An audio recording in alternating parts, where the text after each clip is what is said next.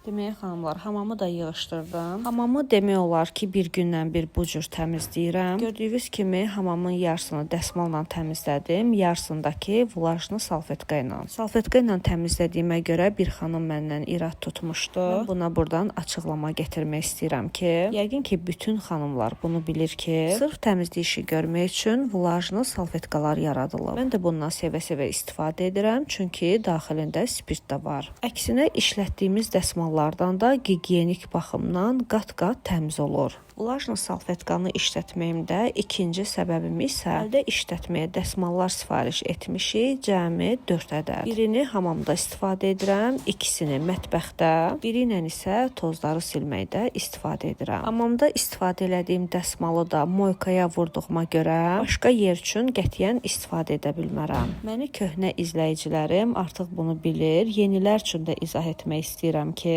Bakıda yaşadığım evdə adicə ayaq yolunda belə 7-8 ədəd dəsmalım var. Bunun biri unitaz üçündür, biri yeri silmək üçündür, biri kafelləri silmək üçündür, biri ayaq yolunda olan su şulkam var, onu silmək üçündür. Eləcə də ayrıca hamamda 6-7 dənə dəsmal saxlayıram. Biri moyka üçün, biri duşakabin üçün. Yəni deməyim odur ki, mən təmizlik edən zaman həddindən çox dəsmaldan istifadə edirəm. Burada isə vlajlı salfetkadan istifadə elədiyimə görə məni yargıladılar. Böyüklərimizdən dönə-dönə üzr istəyirəm. Hətta mənə külbaşıva yaş salfetka ilə iş görəndə deyən oldu.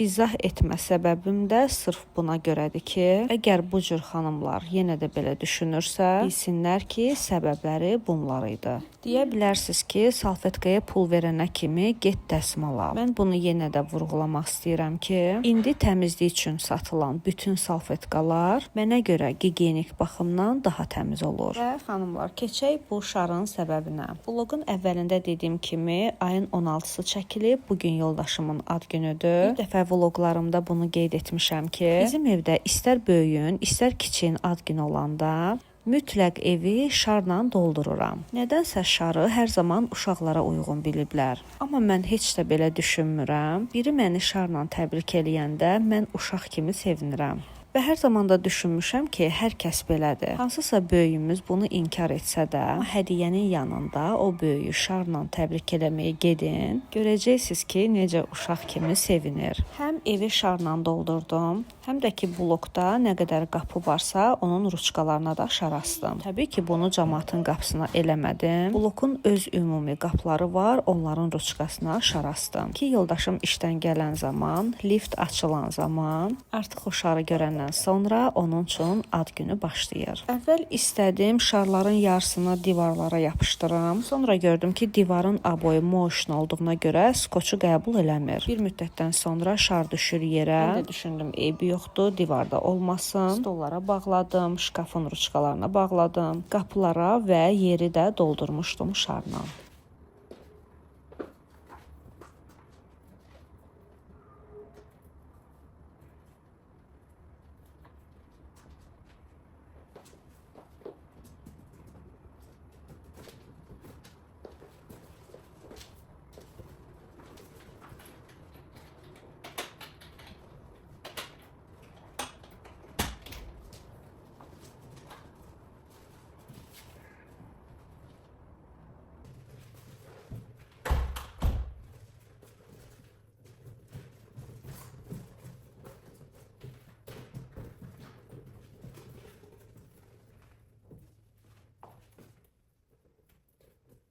Bu isə xanımlar, binanın koridorudur. Liftdən çıxan zaman bizim qapıya kimi 2 dənə koridor var və bu koridorların qapısı da var. Lifti də görürsüz də xanımlar. Koridorda 3 ədəd lift var. Liftdən çıxan kimi bu qapı sizi qarşılayır. Gördüyünüz kimi bu qapıya da şar asıram. Artıq yoldaşımla danışmışam. Burada uje binanın aşağısındaydı. Mən də rahatçılıqla şarı astım. Arxayın oldum ki, başqa adam görməyəcək. Düzdür, kimsə görsə də problem yoxdur. Əksinə yoldaşımdan sonra burada qalmağı daha yaxşıdır ki, bizim qaldığımız etajda hər qapıda uşaq var. Şarı görüb istəsə götürə də bilər. Və xanımlar, yoldaşım gəldi. Evi bəzəmişdim, gördü, ona da xoş oldu. Sonra geyindi, düşürük aşağı. Vlogun əvvəlində də sizə demişdim ki, burada balaca mini restoran var. Gedirik ora yemək yeməyə. Getdiyimiz yerdə bir gözəl pizza verirlər ki, ən xoşladığım pizza toyuqlu pizzadır. Göbələkli, toyuqlu. Olsaydı da qara zeytundan lap gözəl olardı. Bu günə kimi Bakıda yediyim toyuqlu pizzaları elə də çox bəyənmirdim. Amma burada verilən toyuqlu pizza o qədər dadlıdır ki, çox ac olsam belə bu pizzanın hamısını yeyə də bilərəm. Yəni o qədər dadlı pizza bişirirlər.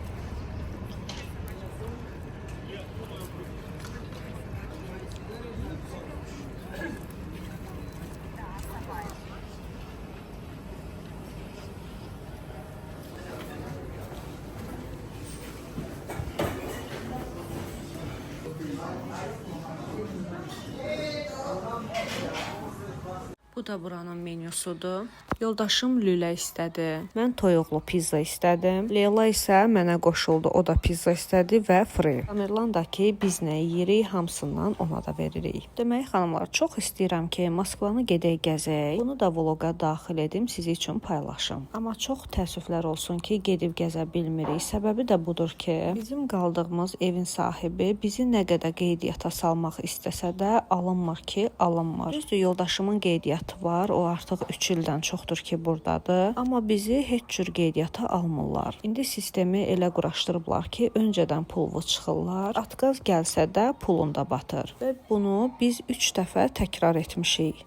Gələndən düz indiyənə kimi. Bəhanə olaraq da yazırlar ki, güya mən uşaqları atasından icazəsiz ölkədən kənara aparmışam. İkinci səbəb odur ki, güya biz qeydiyyat üçün pul ödəməmişik. Halbuki qeydiyyatdan öncə kartımızdan pul çıxıblar. Və bunu da sistemdə heç kimə sübut eləmək olmur. Çünki ödənilən məbləğin heç çekini belə vermirlər. Düzdür, üçüncü bəhanələrini yoldaşımdan soruşmamışam. Amma bilirəm ki, ona da atqaz gəlib. Atqaz gəldiyinə görə də uzaq yerə gedib gəzməyə biraz ehtiyat edirik. Çünki yoxlasalar həm cəriməsi çoxdur, həm də sırf buna görə təsəvvür edirsiniz polis bölməsinə getmək nə deməkdir. Və yaxud da mən uşağı atasından icazəsiz necə ölkədən kənara çıxarda bilərəm ki, samalyota minməmiş bizim aeroportda bunu xüsusi yoxlayırlar. Uşaqları ölkədən kənara çıxartmaq üçün icazə sənədi əlimdə ola-ola. Səbəbi bu olaraq getirirlər ki, güya icazə almamışam. Yəni ki, bu cür